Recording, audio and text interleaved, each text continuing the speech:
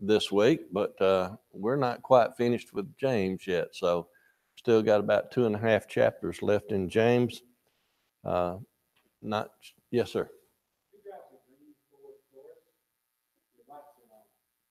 That has been announced, and we come up with a blank. So nobody claims it.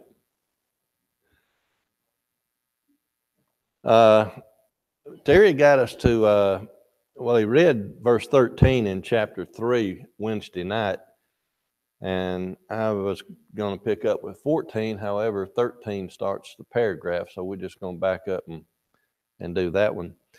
And to me, at least, the rest of the chapter is one thought, and that is about wisdom from above. So we're going to read it, and then we can look at it and discuss it maybe. It says, "Who is a wise man and endued with knowledge among you? Let him show out of a good conversation his works with meekness of wisdom. But if ye have bitter envying and strife in your heart, glory not, and lie not against the truth. This wisdom descendeth not from above, but is earthly, sensual, devilish. For where envying and strife is, there is confusion and every evil work. But the wisdom that is from above is first pure, then peaceable, gentle, easy to be entreated, full of mercy and good fruits, without partiality and without hypocrisy. And the fruit of righteousness is sown in peace of them that make peace." I want to start with the last verse and look at it and then show how the rest of the verse fits with it. The fruit of righteousness is sown in peace of them that make peace. So if you're attempting to make peace and you are following the wisdom that comes from above, it's only going to help you make peace. It's those that are earthly that create the problems.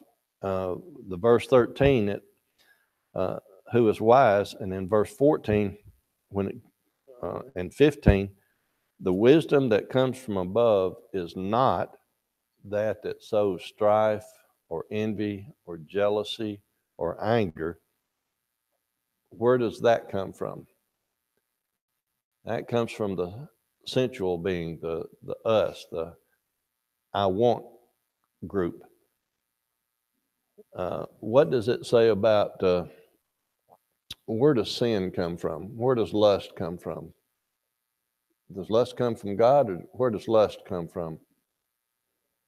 From the heart. So it's wanting something somebody else has got. So any questions or comments then 13 through 18? That there's another verse in James that talks about if you seek wisdom, what? Where are you to seek wisdom? If you lack wisdom, who are you to go to? God in prayer. Okay. Nothing else on chapter 3? When we get to chapter 4, the first part of chapter 4 deals with warning against worldliness. Now, this is one of the sections where, personally, I feel like that it shouldn't be a separate chapter because this just goes along with what has already been said. But we had to have a dividing point somewhere. But it says, "From whence come wars and fightings among you? Come they not hence even of your own lust that war in your members?" Isn't that what we were just talking about in the closing of chapter 3? Where does the envy come from? Can you tell me today why nations go against nations in war?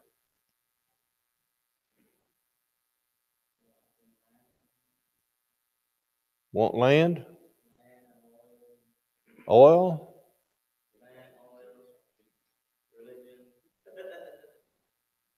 They do war for one of two reasons.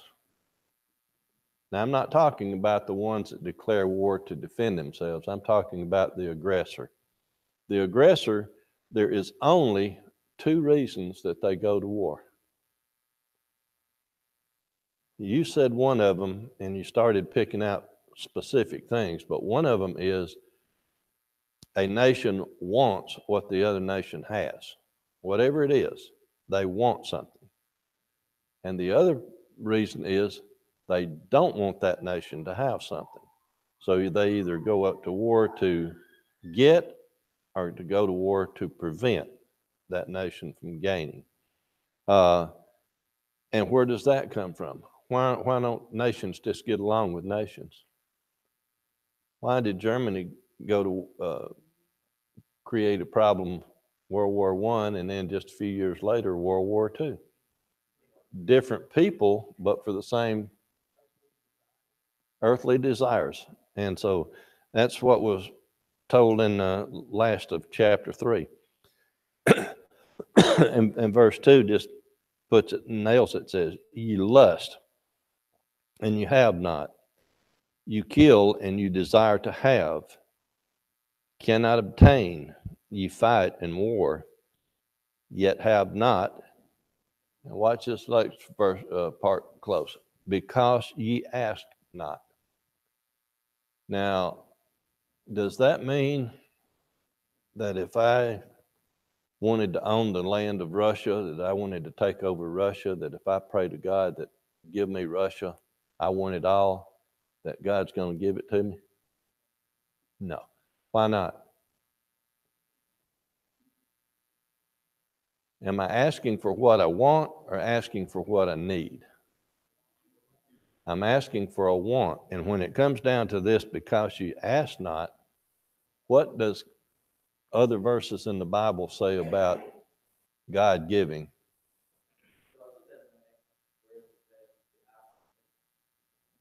Yep, the next verse, ye ask and receive not because ye ask amiss, that ye may consume it upon your lust.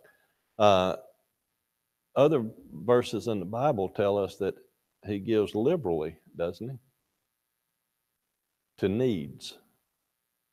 Not wants, but needs. So anytime we pray, the first thing we need to ask for is wisdom. So we can pray for what we ought to pray for what we need, not just what we want.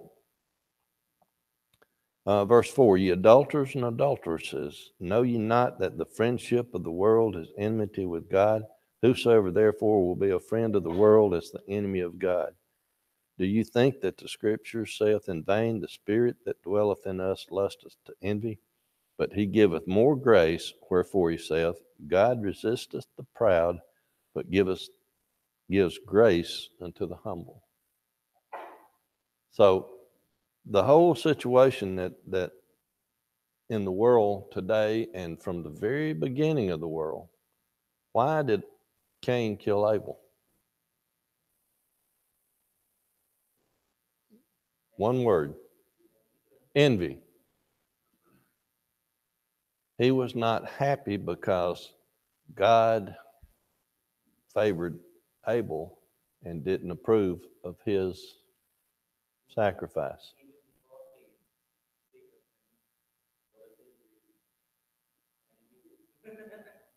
Yeah, at the very verse sin, why did Eve transgress? Envy, wanted something. Okay. Uh, and the amazing thing about it is when you're looking at Cain and Abel, God told Cain, you know that if you do well, what? But he didn't do well. So Cain knew what to do, but he chose not to do it that way. So it was jealousy or envy that caused that problem. Verse 7 and 8 go together also. It says, "Submit yourselves therefore to God, resist the devil, and he will flee from you." There are many people today who, and we're not going to get very deep on this subject, but there's many people today that believe in demon possession, and there's even some religious groups that have trained professionals that will exorcise those demons. This one verse right here This verse puts it strictly on the individual. Submit yourselves, therefore, to God. How can I submit myself to God if I don't have free will? If it's not up to me to do it or not do it, how can I follow that verse?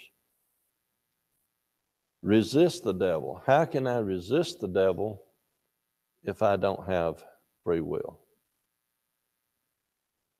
So everything is on the individual. If I submit to God, if I resist the devil, there is no maybe here. The devil will flee. So that is one of the hard things for an individual to do, is to, those that have been brought up that way, thinking that there's possession and exorcisms and such like that. But I saw your hand, and I'll get to you in just a second. But if you compare the first century to today in that area, there was actual demon possession in the first century, but that was for a specific period, for a specific reason. And what did they do to exorcise demons in those days? Told them to get out. They spoke to them. What happens in a exorcism today? They will dunk them in water. They will beat on them. They will tie them to stakes.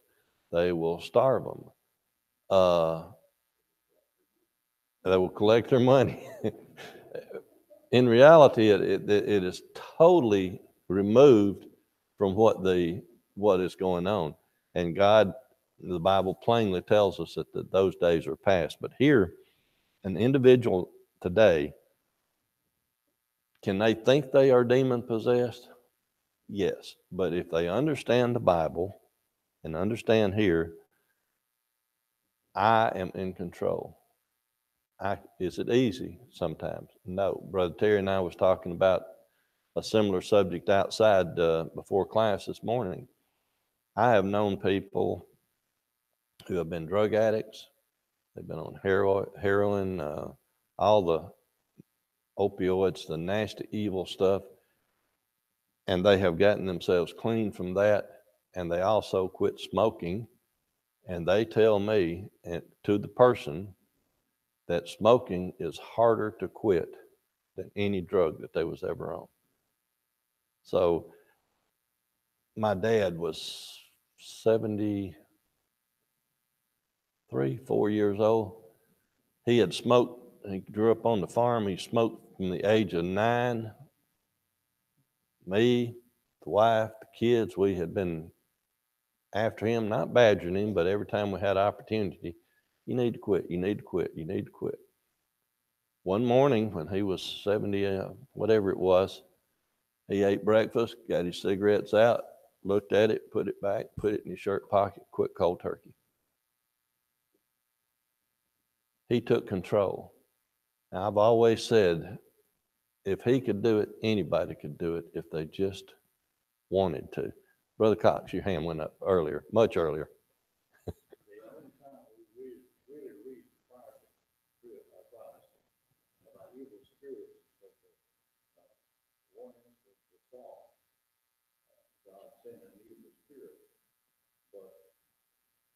Saul had the ability to have followed God and all of his commandments and so forth before him. But he wanted David killed, so that was self-inflicted evil spirit. And I think the purpose for the evil spirits, the devil, the imp, whatever, during Christ's time, the scripture to show his power. And that he had control over not only the earth, but the spirits that were evil. If we go back into patriarchal times, we see in the book of Job where God allowed, but he set certain parameters on him, what he could and couldn't do. So if you just want to look at the book of Job by itself and say, who's greater, the devil and demons or God? God told him what he could and couldn't do. God set those boundaries. So God is still in control. Now, if you look at the next verse, it tells us how we can gain the strength to be self-willed and do those things. Draw nigh to God, and he will draw nigh to you. Sounds simple, don't it? What happens if you read and study the Bible? The more you read and study the Bible, what change comes over you?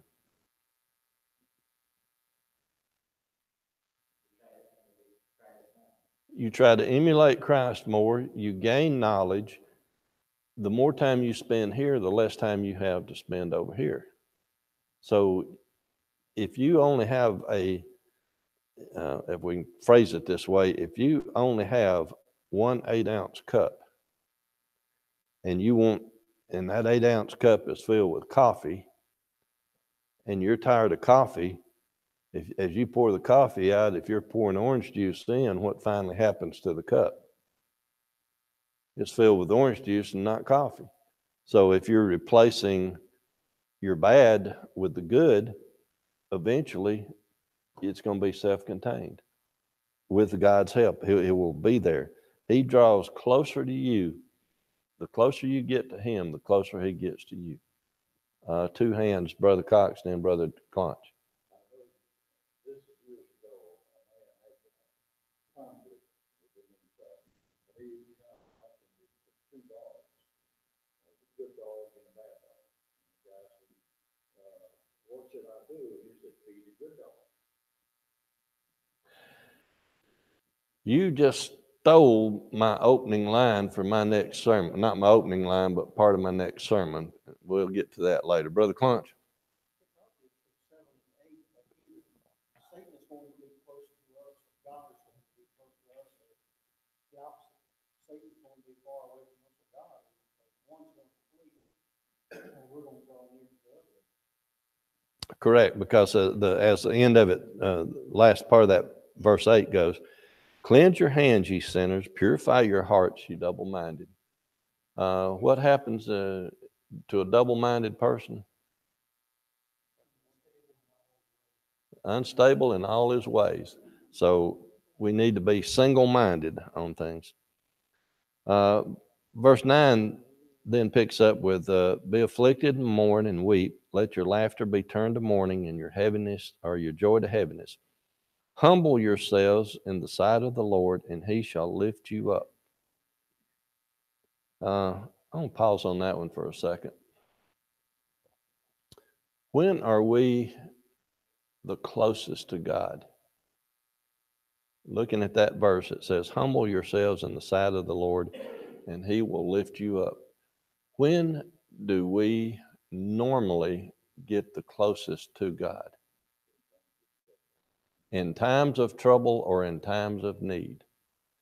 And when we get close to him, what does he do to us? He gets close to us. So if we go to him humbly in prayer, and he's going to get to us. Correct. Speak not evil one of another.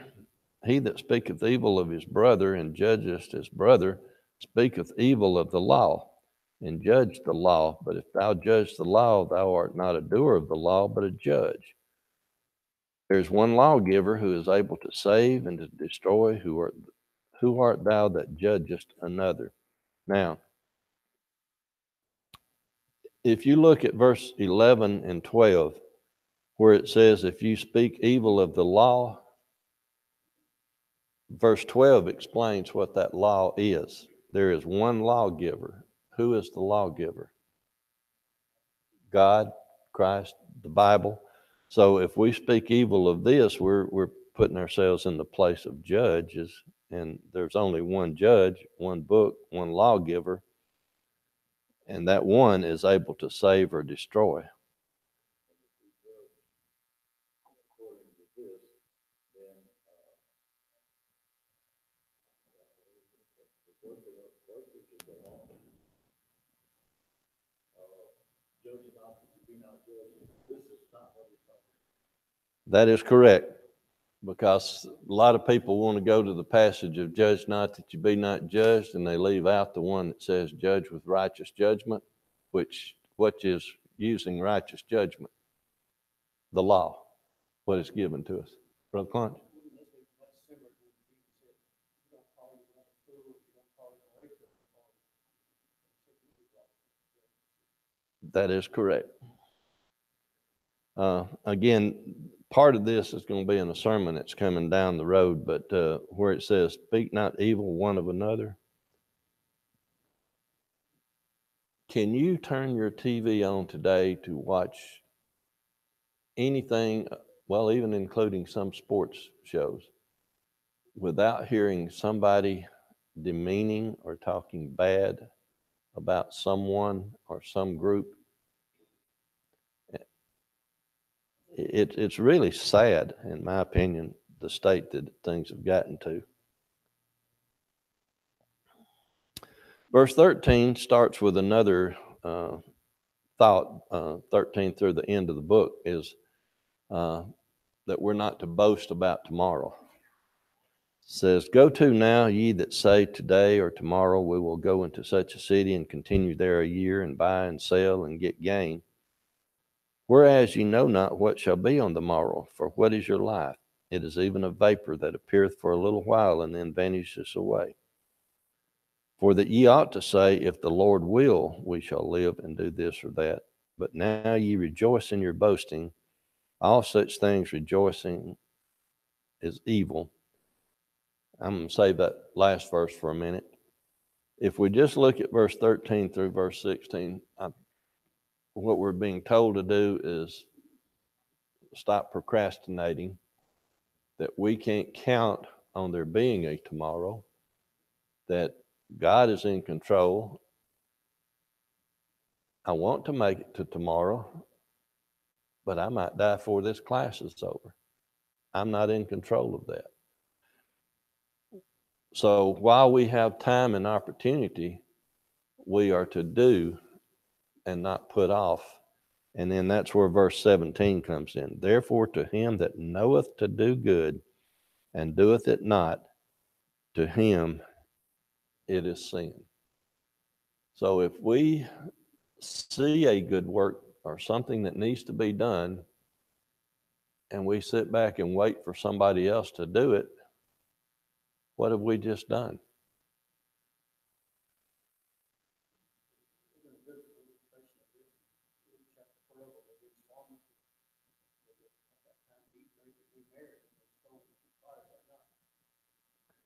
As Brother Clark said, that goes back to Luke, the farmer, eat and drink, be merry, and then, but his soul was required of him that night. I told this in a sermon a while back, but I think it's just as applicable. This tourister goes by and sees this farmer sitting on a stump in the corner of his field. And he stops and howdies him and says, how's he doing? And he said, oh, tolerably well. I was going to cut down some trees, but a tornado come through and blew them down and saved me the trouble. I was going to burn them, but lightning struck them and set them on fire and saved me the trouble. And he said, well, what are you doing now? He said, oh, I'm just sitting here waiting on an earthquake to shake the taters out of the ground. Did he have it right or did he have it wrong? He was doing this putting off till tomorrow, this looking down the road instead of taking care of what needed to be taken care of that moment. To him that knoweth to do good and doeth it not, to him it is sin. So we need to take every opportunity that we have to do good. And to me, that also includes speaking kindly of people instead of what we see in the world today is all negative. Questions or comments then on chapter 4? Yes, ma'am.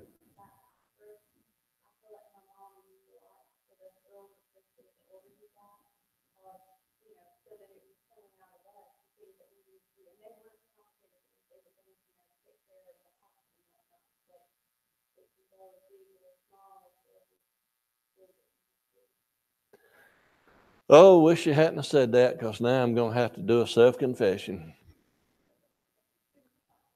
There's times where Andrea, I'm retired, so I've got all the time in the world to do anything I want to, right? Andrea still works. There's times where I know she doesn't feel 100%. And how many times have I looked at her and I said, don't worry about the dinner dishes. I'll either do them tonight before I go to bed or in the morning. What should I do? Get up and do them. They needed doing, but I was a procrastinator. Yes, sir. What do you do in a world where people don't know what's good anymore and don't know what to do? People become villains. I'm glad you quoted, well, paraphrase that verse, because I was going to say there's nothing new in this world today. That same situation existed then, and you just paraphrased the verse. What are we as Christians told to do? In a similar passage, we're told that God knows who God knows His children, knows who belongs to Him, and we're still to do God's work. No matter how great a nation we live in or how bad a nation we live in, we're still to do God's work and try to have that influence.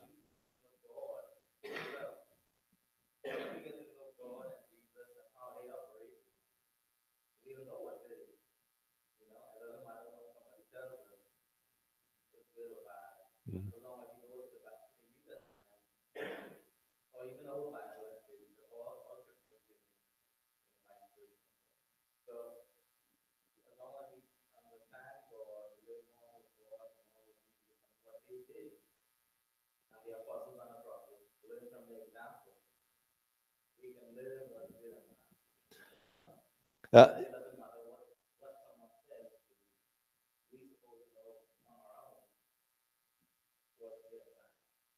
Uh, how many, not literally, but how many times in conversation in the Bible is the word conversation used? And Old English meaning conversation just meant the way you live, your example. Now today we have very little influence in the world. It seems like the ones that have the most influence are the ones that are evil-minded, because they get the press. That's the stuff that's put all over the place. Brother Clunch.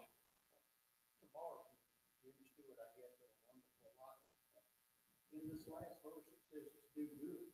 But the word is a secondary meaning. It means good. It means beautiful. So in actuality, our lives are to be a beautiful life. Just like he wanted to know what good he does.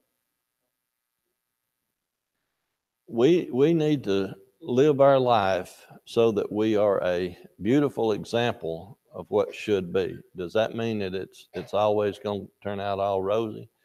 In California, there's been an English professor in one of the colleges out there for about the last 4 or 5 years. And even when he has been interviewed, he will say cops need to be killed.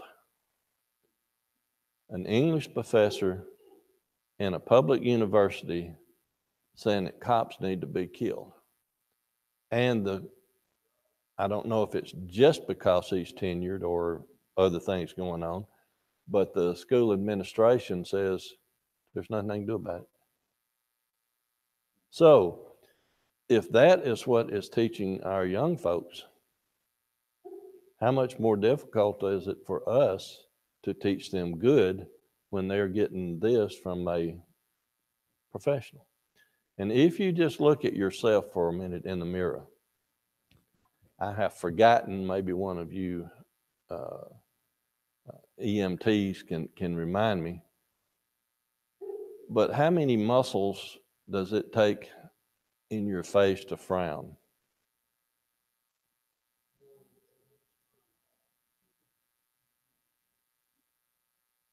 Fewer than it takes to smile. Fewer than it takes. I'm wanting to say it takes like 15 or 20 to frown and 80 or 88 to smile. So if you ever notice people in a group smiling or frowning is contagious. There is group mentality. If you walk into a group of happy people, odds are you're going to be happy.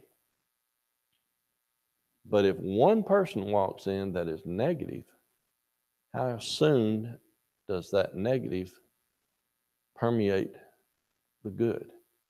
So it's harder to gain a smile and gain happy than it is to go the other way. And I think that's one reason why the world is in the situation it's in today, because everybody is feeding off of and perpetuating anger, resentment, distrust, and things of that nature. A little off subject, but Brother Jeremy. Before we read the chapter, I think verse 17 and verse 16 speaks to a problem that we have in the church today. And that is that very often, if we look at Christ's life as the example for our life, we like to look at the big things Christ did, like knocking everybody out of the temple or hanging on the cross or taking that beating and scourging. We sometimes don't seem to focus as much on the good as we do, like washing feet and sleeping outside and not having anywhere to call home. We have to be careful that we don't try to do the grand big good things rather than focus on the little good things. Sometimes, maybe it's just me, it seems like it's easier to do the big stuff, like go knock on the door or, this or that, these things that are the bigger good things, the things that are more flashy and seem like they maybe have more emphasis. Whereas it's hard sometimes maybe to go raise that person's needs or check on them if they need or sweep floors or clean toilets. Those things that maybe we don't see as glamorous, but they're very important. And I think if we focus on the little good things, we can do a lot more of them and we can get a lot more good accomplished rather than trying to put all of our energy into these very large or good things. I'm glad you said that because it reminded me when I was operations manager at a pharmaceutical warehouse years ago. My night shift supervisor that I'd hired in, he had all these things he wanted to get accomplished, and he wasn't getting anywhere.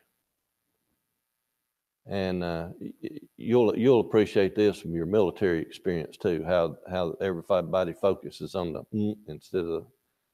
And so I called him in one day and I said, "Let me ask you a question. What's your favorite pie?" He sort of looked at me like, "What? What's your favorite pie?" Pecan. I said, "Okay. How do you eat that pie?" He said, "What do you mean?" I said, "Did you just pick that pie up and stuff it all in your mouth at the same time?" "Well, no." I said, "What you do is you slice it up into slices. You take a slice, then you take a fork or a spoon or something, and then you take a small bite, right?" "Yeah." That's what you need to do out there to get that big pie that you want completed done. Break it down into the smallest chunks you can break it down into. Take them one at a time. And when you finish that task, move on to the next. And before long, you're going to have that big pie. And that's what happens here. When we go door knocking, for instance, do we go out and knock on every door simultaneously? No. Each individual goes down and knocks one door at a time, and before long, if the people are home, every door in the neighborhood has been opened and we've spoken. If they're not home, they've been at least left a door tag. But we can cover those three areas in about an hour, but we can't do it in 30 seconds. So break it down, do it good. I think that's why we may have, it seems like a lot of people, maybe even as Christians, tend to sideline themselves. We do that very carefully. very easy, not careful. You know, we sideline ourselves, we end up sitting on the few things, that's too big for you. You know, whether it's Christian mission as a whole, whether it's outreach, going off into heaven, whether it's serving in worship, whatever it is, we look at the big thing and say, I can't do that. But instead, maybe we need to set smaller goals for ourselves. Like, I will try to keep the class. I will sit in the class. I'll say a prayer. You know, I'll go knock on this one particular door. I'll send a card to this one particular person. Rather than looking at it as a big hole, we just need to look at it. And a preacher friend of mine that's been dead now for many, many years, he made this analogy to church members. He said, members of the Church of Christ are like cheetahs. They're fast out of the gate, they run a short piece, and then they stop and rest. He says, what we need to be like is an elephant and just plod along, persistent, consistent, and stay with it. And I thought that was a good analogy too, because as you say, how many projects or how many things come up that people want to get involved in, and you got a lot of volunteers, they all want to do it. A month or two into it, you see the numbers just start dwindling away till you down to that core group. So there's a lot of things in there that we could talk about. Yes, sir, Brother Clunch. Really deals with 4 words, I think, down in 15, if the Lord will. But these men began to start contact. 13 said, here's our plan, we're going to get 9 and 7 get together.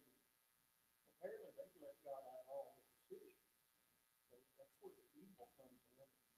Right. That's where the evil, and like the verse says, if you ask correctly, if you don't ask for what you need. So all of it comes down to we need to be doing what God wants us to do in that. Anything else on chapter 4 then?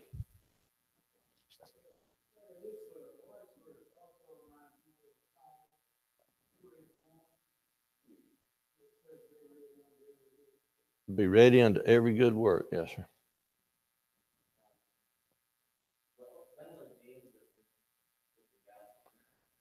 The book of James was written somewhere around the 40s, mid 40s to late 40s. Peter was written in the mid 60s, so this book precedes by a couple of decades Peter. I'm sorry? Yeah, they had started the dispersion in, depending on 30 or 33 AD, which one you believe was the year that the church was established. But the dispersion started about in the 30s, so they're still migrating back to their own territories. And when this book is written, the group that had been in Jerusalem were back there, but still people move around. So.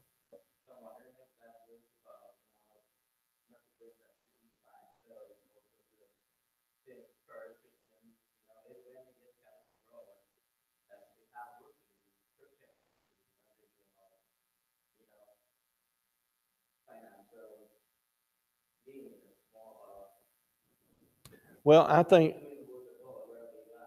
more so than just the scattering abroad, this message is to those to do in their own area, and wherever you see a need, you're to do it. Because you see, what had happened was when they come out of, those that were coming out of Judaism into this, the Jews had their own way of doing things.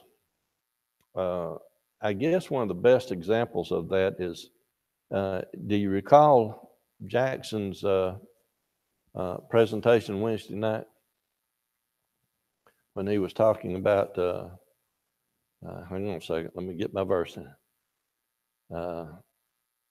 When he was talking about how many times to forgive somebody, 7 times or 70 times, 7 times. The way the Jews operated was the priest basically taught that a person was to be forgiven 3 times. So when the question was asked, should I forgive him 7 times? The question is being asked in the form of, hey, I'm willing to double what is being caught. But then he's told that's not good enough. It's not just that, it's this, an indefinite number. So with James trying to teach them how to make this transition, because we're still in a transition, all of this comes in that we need to pray for wisdom from above. We're not to do things here. We're to do things when we see it needs to be done. Questions, comments? Jeremy's getting up to count, so we're not going to finish with chapter 5, but we can get started. It says, go to now, you rich man. This is a warning to the rich. Go to now, ye rich men, weep and howl for your miseries that shall come on you. Your riches are corrupted, and your garments are moth-eaten. Your gold and silver is cankered, and the rust of them shall be a witness against you, and shall eat your flesh as it were fire. Ye have heaped treasure together for the last days. Does that mean people can't be wealthy and can't plan for the future? The last verse there, the part of that verse 3 says, ye have heaped treasures together for the last days. What they're talking about is material things. They are storing up things on this earth. And what does the Bible tell us that where we should store our treasure? In heaven. And that has nothing to do with gold and silver in heaven.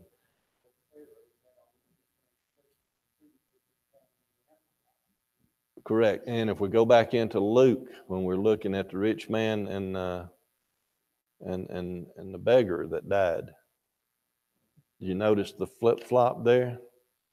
The beggar wore purple. He ate sumptuous meals. He had all of this. He didn't care for the beggar. He wouldn't even give him crumbs from the table. The beggar begged for things that wouldn't satisfy him. Just give me a crumb.